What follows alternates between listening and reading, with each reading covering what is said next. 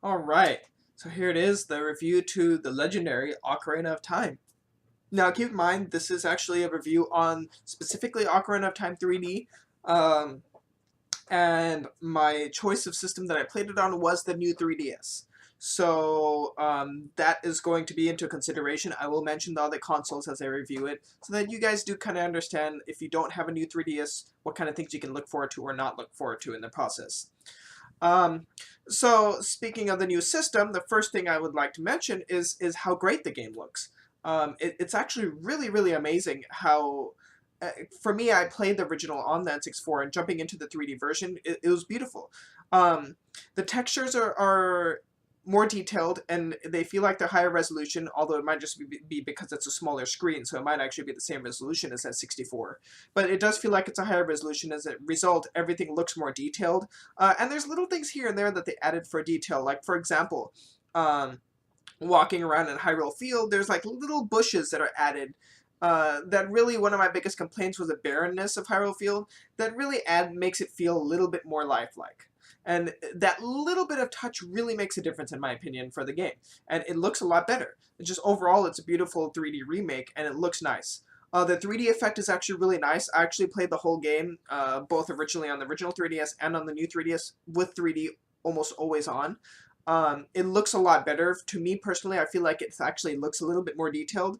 Yeah, the 3D effect isn't to the point of popping out, but the depth and the detail feels more. Like when I turn it off, it feels like it's a little bit more grainy and a little bit more like there's no real anti-aliasing. I realize the game doesn't have anti-aliasing anyways, but it just feels more blocky and pixelated.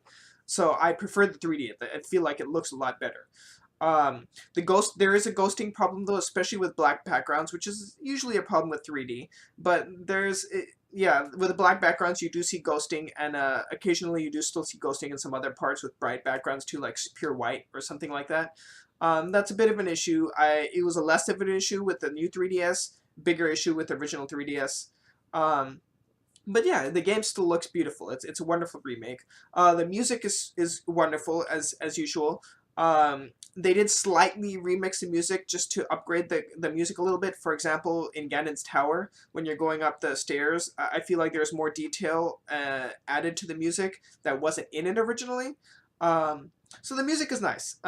Overall, it still fits the theme of it being an N64 game, but they did tweak it just a little bit to upgrade a little bit to make it sound a little better, even if it is just upgrading the quality a little bit. So that's nice. It also sounds really nice. I mean, it leans a lot on classic Zelda sounds, but to give it credit, it is based on. I mean, it was only the fifth game in the series at the time. It was still relatively fresh in the series, so it did lean a lot on classical Zelda sound effects and stuff. But it does do its own to establish its own identity, which actually do carry over into the rest of the series. Interestingly, so sound-wise, it sounds good. The sound effects can sound a little corny, but it being an older game, it's okay. You can deal with it. Like in a newer game, it doesn't work as well. But for the new older one, it's cool. So it brings that nostalgic feel to a bit. Um, the biggest thing I like is Ocarina. It was the first time you had a free-flowing musical instrument in the Zelda game, so you actually have some creativity. If you like to be creative, you can actually do some fun things with the Ocarina. And that's a cool thing about the game that is fun. I mean, it's not part of the main gameplay. I mean, you can't really do anything with it as far as gameplay goes for that creativity, but it's fun. You can play around with it. Just a little side bonus. Um, Now the story is one big thing I actually really liked about this game. The base story is very simple and straightforward. You know, you got Ganondorf, the bad guy, trying to take over the world. You got Link, the hero, that's trying to stop him. It's pretty straightforward. Nothing unique. Nothing really special about it. But what really gets me, and which is something I noticed more recently after playing this game now, is that there's a lot of culture and identity and unique story elements to each individual dungeon. And I thought that was really well done how they did that, where they stuck to the basic Zelda formula for the story, but they created this really rich culture and world within the game without having to throw everything at you. Like if you pay attention to the people you talk to, if you look around, if you pay attention to the dungeon and the stuff that happens in the dungeons, there's a lot of very interesting things in it that each has its own individualized story. That's very unique. So I actually really liked that. I didn't feel like any of the other Zelda games before this one, in the order of release, had actually done that for the first four games, I believe it is.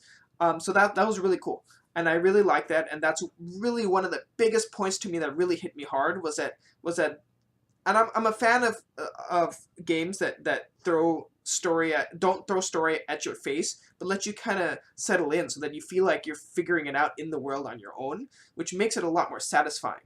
Don't get me wrong, cinematic games are great too, but there's a certain satisfaction that can be had for games like this too. So I really liked that. That was actually a really big plus point, is the fact that the story is individualized for each dungeon, and it actually has pertinence to the main story as well, while developing the culture of the Hyrule as a whole, which was really cool. Gameplay wise, jumping from A Link to the Past to this, it transferred transferred a lot of that Link to the Past formulas into 3D effectively, which is really cool. Like the block puzzles, which was fun, um, exploration, going from room to room, kind of checking out the room, scoping it out, and trying to figure out what to do in each room depending on what tools you have at your disposal. Um, it still has that basic feel like the previous games, but putting it into 3D, they did a really good job really putting in that third dimension of height and making it work. It works. It works great. Um, it was really fun. They did a really creative use of using the old items in new ways. For example, bow and arrow. Now you go into first-person view, so you have full view, so you actually have to aim and shoot. That's something different that really helps immerse you into the game, and really has an impact on item use. Like the items actually feel useful at all times. Like for example, I'm always switching items throughout the game because different items can be used in different ways and are almost always useful. So that was cool. And there's a good variety of items, which is great, that you can attain that are required and not required. Um, there aren't a lot of side quests in the game, so if you're that type of person, it's about the same as A Link to the Past. There's a decent amount, but not a lot. But they're creative and varied. There's like a fetch quest. There's the heart pieces, which are some creative ways of actually figuring out some of the heart pieces. There's a skulltulas in the dungeon, so there's some stuff. There's a decent amount in relation to the actual gameplay time. The game actually feels appropriately challenging. If you're a new or Zelda or new or old Zelda player and you haven't played the game, it's actually reasonably challenging. Um, not really so much in the combat form, but in the form of puzzle solving and exploration. So that's fun. It's actually not extremely easy, which is a big plus. There's the fairy in the game, Navi, for those of you that don't know, that gives you tips and advice in the game. When you're targeting enemies and stuff, you can actually check out their information, which is great. That's a really cool thing. But she nags a lot. Like if you're walking around, she'll just keep saying, hey, listen. And it's really irritating because like I'm trying to figure out how to do the game by myself, and then like 2 minutes into having finished the last quest, like she's starting to nag me about, hey, this is what you got to do next. Like, okay, you're not even giving me a chance to try to figure out what to do next. It's irritating. So I have to try to ignore it, but you don't have an option of turning it off. So it's always nagging. So you have to click on it and just go through the text real quick to make her stop talking. Very irritating, and that's a very bad point for the game. For a game that emphasizes exploration and figuring things out and puzzle solving, it's very bad that they try to force upon you their tips. That's not a good thing. That's a very bad thing. It's very counterproductive to what they're trying to accomplish. That's a big negative point for the game. It is good for you people. There's those in the Sheikah stones that actually give you useful tips throughout the game if you're stuck or need help. But overall, it feels really diminishing to the quality and it's demeaning to the player, to be honest. Moving forward, though, the dungeons are actually really well done. The dungeons are actually really creative and unique for each one. You get an item in that dungeon that usually plays towards the dungeon progression, but overall you tend to use a lot of the items as you acquire them per dungeon. Like for example, if you get to the third dungeon, you are most likely going to be using the items from the first 2 dungeons in that dungeon, which is great. That's a complaint I have about the newer Zelda games, which I'll get to in another video. This isn't about that. But the point is that that's great, that as you move on, you will use everything at your disposal. So it's a matter of figuring out how to do things and remembering how things interact with each other, which is great. So I love that. and the dungeons were set up pretty uniquely. They all have unique themes, which are really cool. Which goes into the boss battles. The boss battles are really exciting. Actually, I really liked them. Um, they're fun. While they may not necessarily be completely challenging, I feel like each one kind of shows you a fun way to use an item in a tense environment that you get in the dungeon. And that's cool. I actually really like that.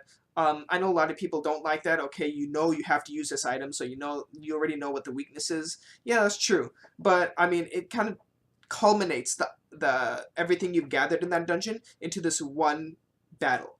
So that's how I look at the boss battles, and it's fun in that way.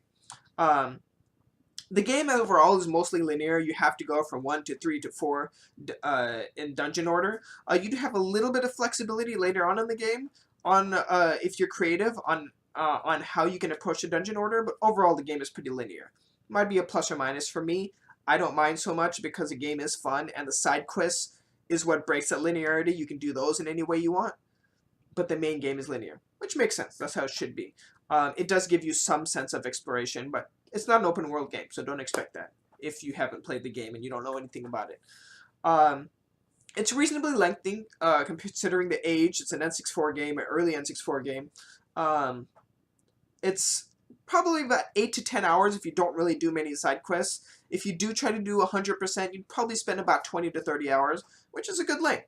That's average RPG length, to be honest. An okay RPG, 20 to 30 hours for normal completion is length, so that's good for this game. And it doesn't really ever get boring. There's always something to do, which is great.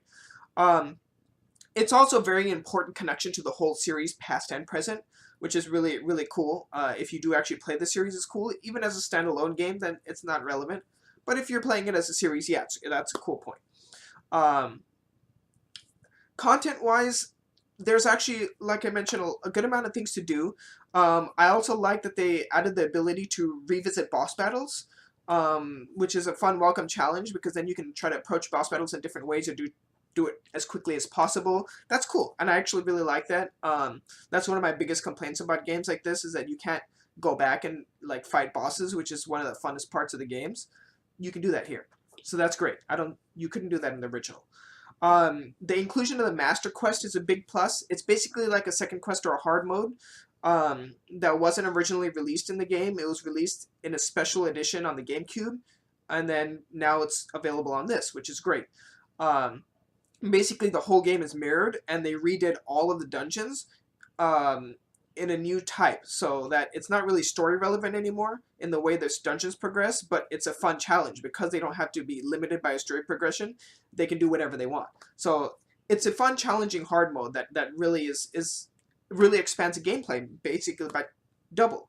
So considering the price point of the game, it's actually, there's a good amount of content. The Master Quest is what seals a package as being a lot of stuff to do. It's great. But, you know, the core problems I have with the game are one, Navi. Navi is a huge issue. I mentioned that complaint. It's really bad. It gets to the point where if you're playing, she'll snag you just to tell you, hey, take a break from playing. Like, you don't need to force that upon me. I understand they're trying to, it's kid-friendly, so you got to remind kids to do that, but that's ridiculous. You need to be able to turn that option off, and that's really bad. And it got to the point where, like, there would be times where I just wouldn't want to play it because it's irritating. Nagging over and over again. You can't turn it off. You have to sit there and talk to her. Granted, it's like 3 to 4 seconds of time you're wasting, but when you're in the middle of gameplay, you're trying to navigate a dungeon, you're thinking about things, it's very bad to get in the way. Although, in counteracting that, a plus is having the bottom screen as your UI really helps reduce clutter on the top screen, and it also really constitutes a really positive way of navigating screens, which is really nice. And having an extra item slot. They changed a little bit things here and there. For example, Iron Boots is actually an item rather than a gear. So switching back and forth between items and putting them on is really easy. Little things like that were really great pluses that made the game flow a lot better. Speaking of which, using the 3DS, gyroscope sensor actually is one of the games I actually use a gyroscope a lot. For aiming, I felt it was a lot easier and more accurate than using the circle pad because I could do it faster and more accurately. So in a way, it made some of the mini games a lot easier, but it made it a lot more accurate, and it felt more immersive that way. The downside is the 3D is beautiful in the game, but unless you're using a new 3DS, using the gyroscope is going to be challenging because you're going to lose your 3D ability. So that's a downside. With the new 3DS, I didn't really have that problem, which is great. And if you're a 2DS player, obviously it doesn't even matter, so that's great. The L targeting is another thing. This is a classic way, and they started it with Ocarina of Time, which is great, but this is modern time, so it's not the same outlook. Basically, you press L and then it targets an enemy or an item or some kind of object, and then you keep it at the center of your frame, and you basically always are circling around it whenever you have it targeted.